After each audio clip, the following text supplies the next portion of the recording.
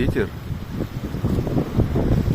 разгоняется до 21 мили, до 22.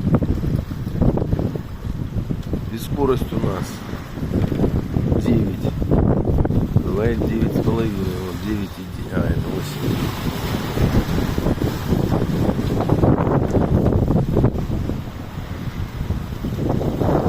Да? Соответственно, ветер 30-ка получается.